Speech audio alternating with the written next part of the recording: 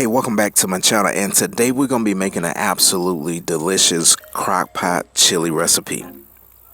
Now to get started, we got a red bell pepper, and I know you see me cut off the top. That makes it absolutely easy. You can stand that pepper up, then go around that core, and then you don't have all those seeds to clean up on those other pieces.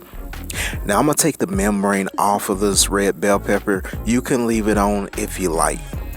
Now this red pepper is going to give this chili a nice subtle sweet flavor because these red bell peppers in its nature is sweet. Now you don't have to worry about, looking all pretty. You just want a rough chop because this is going to render down in the cook. Again, it's all about flavor, but not really presentation with the bell peppers and onions. Now I do have an onion. I'm going in with a yellow sweet onion. And again, you want to get this roughly chopped, and it doesn't have to be pretty, but a combination of the onion and the pepper being on the sweeter side will give this chili a nice flavor profile because we will be adding other spices that's going to make it spicy. Now let's get to browning this meat.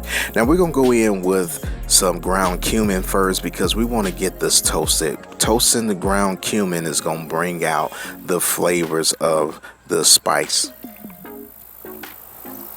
Now you want to brown this, and then when the cumin starts to smoke, just like so as you see on the screen here, it's ready to go. Now we're going to add in our meat. We got a pound of ground beef and then a pound of Italian sausage. Now what I wanted to do with this chili, I wanted to make it nice, meaty, hearty, flavorful, and every bite that you get, you want to have like a nice sized piece of meat that you're biting into. Now you see I got my potato smasher, and this is going to allow me to get the consistency of the meat that I like. So once I get that consistency, like I said, I want some thick, hearty chunks.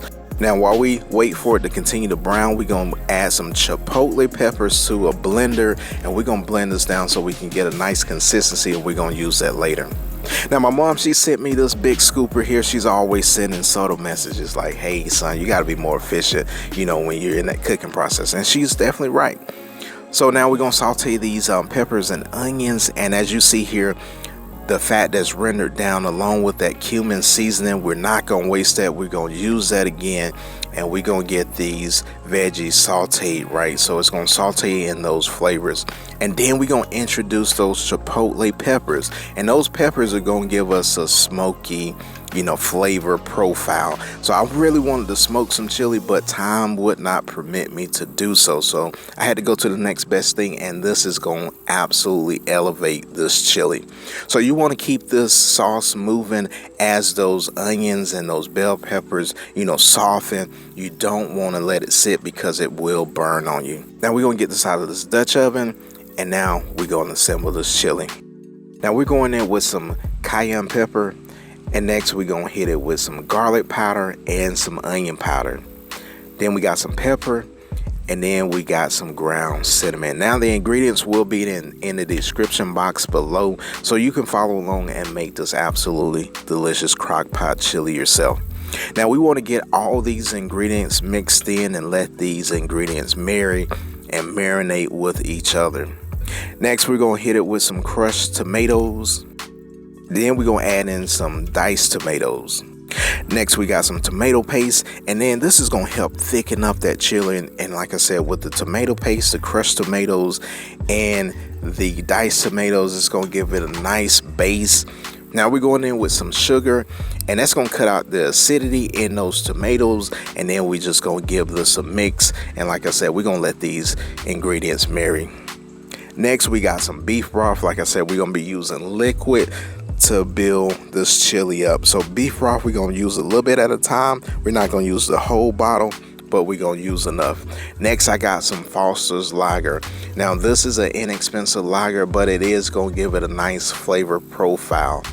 Now we're going to give this a mix, and we're going to see how our consistency is going. Again, I said I was going to be working a long day, so I'm going to add just a little bit more liquid because I don't want it to be too thick when I arrive home. So then I'm gonna add some more of that beef broth, and then I'm gonna add some more of that lager. And then as it gets to the consistency that I like, we're gonna add those red kidney beans. Now, if you don't like beans in your chili, by all means, this is optional.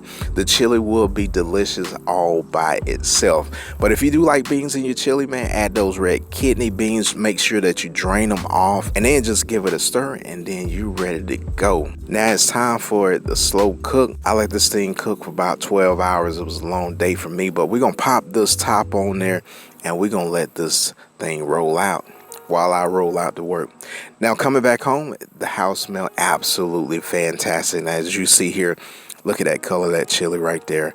Vibrant, house smell good, and that chili tasted absolutely amazing. So you just give it a stir, and then you let it cool down a little bit because it's piping hot, and then you serve it. All right, Focus fam, it's been a long day, but I can tell you this. Hey, that chili smells absolutely delicious. Back up to you right here. Look at that right there. That looks absolutely delicious, and you already know what we gotta do.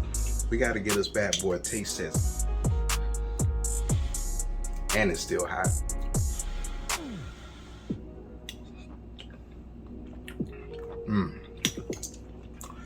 Now fam, that's absolutely delicious right there. It got a little kick to it, and the flavor is on point. I like that. I'm gonna give me another bite.